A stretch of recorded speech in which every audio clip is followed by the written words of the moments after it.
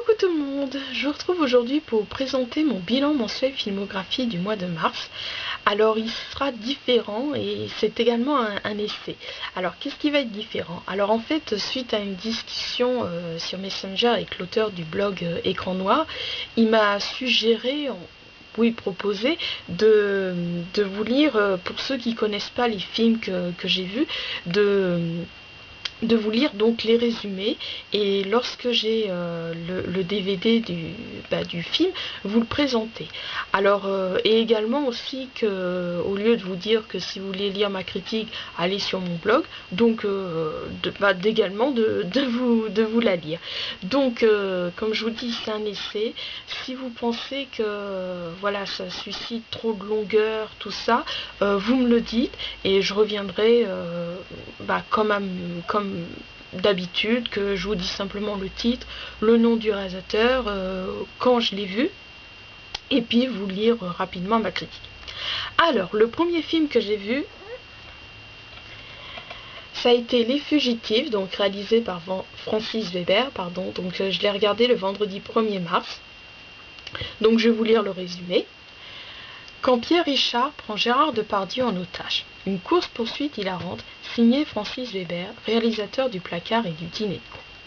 Après 5 ans de prison, Lucas est bien décidé à se ranger.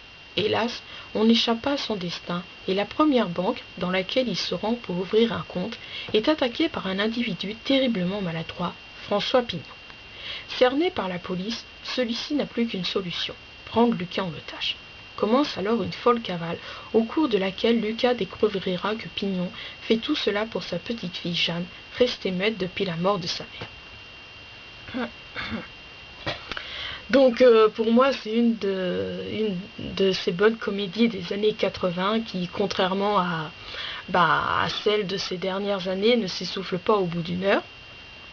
Francis Weber signe donc ici un film à la fois certes drôle, mais également tendre. Et encore une fois, et ça sera toujours le cas, j'ai passé un agréable moment à le regarder. Alors ensuite, j'ai regardé La Traversée, donc réalisé par Jérôme Cornio. Donc je l'ai regardé le samedi 9 mars. Donc voilà, l'article est sur mon blog. Alors je vais vous lire l'histoire. Lola Arendt, une petite fille de 8 ans, disparaît dans une île d'Écosse. Ses parents, Martin et Sarah, brisés, ne résistent pas au drame et se séparent. 2 années plus tard, Lola est retrouvée à l'endroit exact où elle avait disparu. Elle est vivante, apparemment en bonne santé, mais reste plongée dans un étrange mutisme. Martin retourne seul sur l'île pour la chercher et la ramener. Au bonheur des retrouvailles succèdent les interrogations et la peur. Où était Lola? Que lui est-il arrivé? Pourquoi ne parle-t-elle pas? Pourquoi Sarah semble lui avoir caché des informations quant à cette réapparition soudaine? Quel est ce secret qui plane autour de Lola? Réalité ou paranoïa, Martin se sent épié, tout lui paraît suspect. La traversée de cette île du bout du monde, dans un paysage sauvage, étrange et menaçant, les mènera inexorablement vers la plus insoutenable des découvertes. Alors si La Traversée est un sympathique film, il faut néanmoins être patient et patiente. D'une part pour que Michael Young cesse de surjouer devant une Emily Dequesne peu convaincante, et de l'autre pour connaître le dévoilement. Car au bout d'une heure, le film piétine et je fus quelque peu déçu de sa direction. Alors certes, cette révélation est assez inattendue, mais j'ai tellement langui qu'elle m'a paru fade. Dommage. Donc je lui ai mis 2 étoiles. Alors ensuite, le mercredi 20 mars, je me suis regardé Le Bon Fils, donc réalisé par Joseph Ruben. Donc comme je vous disais, maintenant tous les mois, je me regarde un des films avec qui j'advote que je n'ai pas noté. Je ne sais pas lequel ça sera pour ce mois d'avril. Alors je vais vous lire le résumé. Henry Evans est un charmant et brillant garçon de 12 ans, mais son sourire angélique cache de terribles secrets. Seul son jeune cousin Marc voit que le mal habite ce bon fils et qu'il menace la vie de toute la famille. Débute alors entre les 2 garçons un véritable combat entre le bien et le mal. Donc malgré ces scènes denses, j'ai trouvé finalement le scénario quelque peu léger, mais l'excellente interprétation de Macaulay Culkin ont fait que j'ai passé un sympathique moment à regarder ce film. Alors, Maintenant, faut que j'aille sur le site. Voilà, attendez.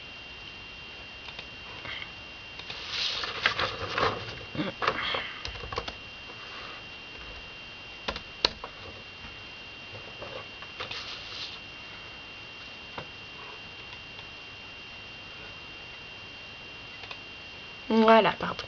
Alors ensuite, le samedi 23 mars, je me suis regardé La maison au bout de la rue, donc réalisé par Marc Tonderet. Alors, je vais vous lire le résumé. Elisa et sa mère s'installent dans une nouvelle ville et apprennent vite que la maison voisine de la leur a été le théâtre d'un massacre. En effet, une jeune fille y a assassiné ses parents. Quand Elisa devient amie avec le fils qui a survécu au drame, elle comprend que l'histoire est loin d'être terminée. Donc à l'origine, ce film, voilà, il ne m'avait jamais tenté, ni même attiré par curiosité. Donc, mais comme ma mère, elle avait vu la bande-annonce due à la sortie en DVD, je suis allée oui, elle l'avait vu donc à la télé, donc je suis allée lui chercher, et puis comme à son habitude, je lui ai dit, mais bon, elle a un peu hyperbolisé la chute, elle a dit, oh là là, la chute, tout ça, bon bah, elle m'a attiré cette fois la curiosité, donc je me suis dit, bon bah, je vais le regarder.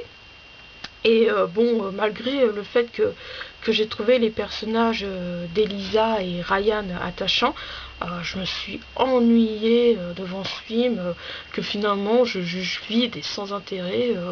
Voilà quoi, bon, la chute, enfin voilà. Bon, alors ensuite, le dimanche 24 mars, je me suis regardé l'adaptation du roman de Didier. Alors attendez que je le retrouve.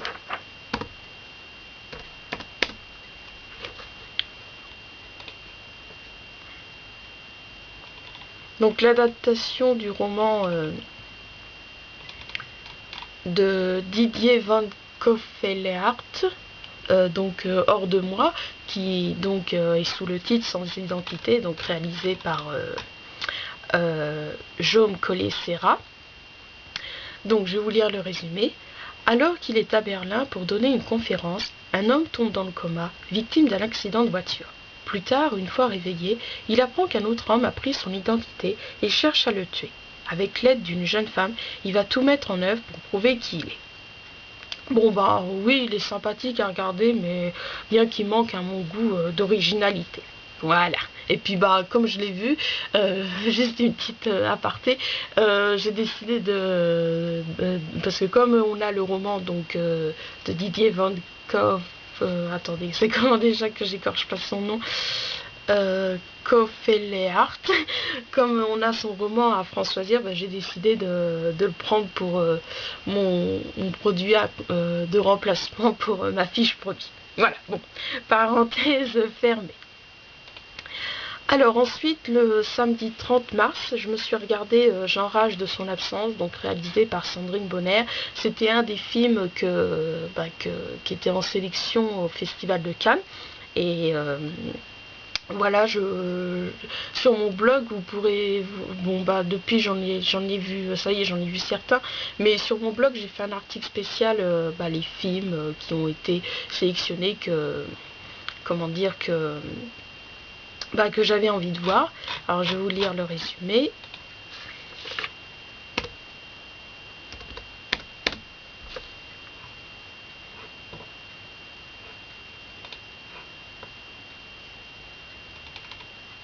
Alors, après 10 ans d'absence, Jacques ressurgit dans la vie de Mado, aujourd'hui mariée et mère de Paul, un garçon de 7 ans. La relation de l'ancien couple est entachée du deuil d'un enfant.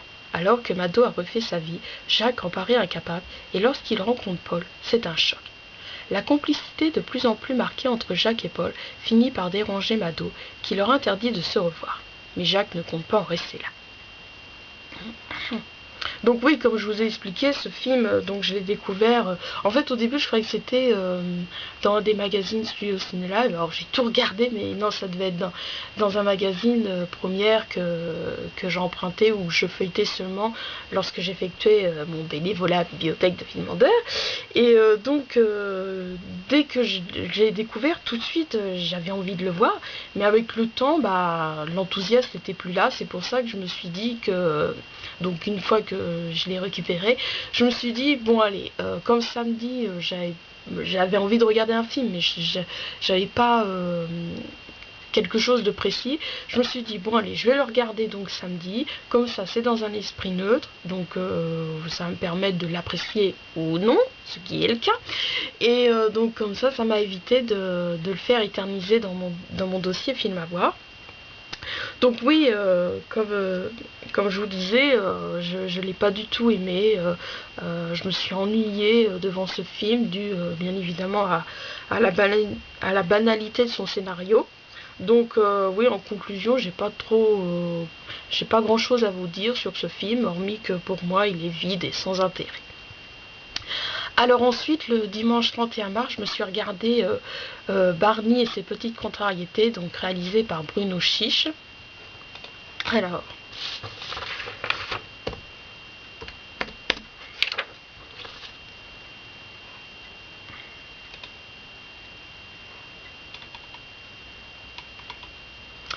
donc voici l'histoire.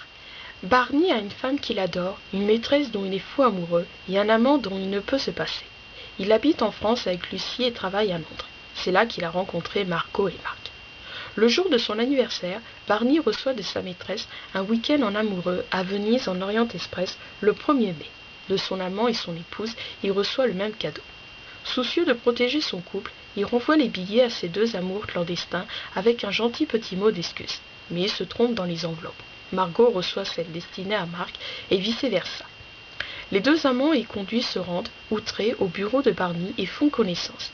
Ils partent alors pour Calais afin de rendre à ce dernier une petite visite de courtoisie. Arrivé à son domicile, il tombe sur sa femme.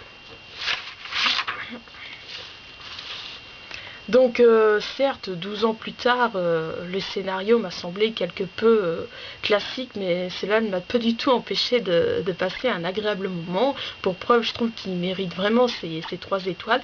Et comme je vous ai expliqué dans ma vidéo de quoi de neuf dans ma wishlist, c'est vraiment dommage. Donc en fait, ça se regarde très bien, contrairement donc à ce que je vous ai expliqué. Pourtant, c'est un film quand même de 2001. Voilà, ça aurait pu être la période des films que ça s'essouffle au bout d'une heure, mais pas du tout. Mais donc c'est vraiment dommage que les situations c'est classique, oui voilà, on n'est pas surpris, et c'est vraiment dommage parce que c'est ça qui a fait que malheureusement il n'a pas été le film qui aurait pu illustrer donc ce bilan. Oui, je sais, pourtant j'avais dit que je voulais pas que ça se reproduise, que mon article soit illustré par cette vidéo, mais d'un côté je veux pas mettre voilà le premier film qui me tombe sous la main. Non, c'est vraiment assez précis. Oui voilà, après c'est moi qui décide, mais voilà, je voulais vous expliquer. Donc voilà, ça a été vraiment une bonne petite comédie. Et donc par la suite, donc comme il passait dans la foulée, bien que je l'avais noté, mais je me suis dit allez hop, demain il n'y a pas cours, tout ça. Donc je me suis regardé American Beauty, donc réalisé par Sam Mendes. Bon rien à dire puisque je suis je me suis pas trompée sur la note que j'avais mis lorsque j'avais noté il y a longtemps, donc il mérite bien ces 3 étoiles, et donc c'est bien un film agréable et divertissant à regarder. Voilà, donc je vous dis à bientôt pour vous montrer, comme je vous dis toujours, ma 3e bibliothèque. Voilà, je crois que oui, j'ai fait le tour de mes vidéos de fin de mois. Allez, je vous embrasse et je vous dis à bientôt.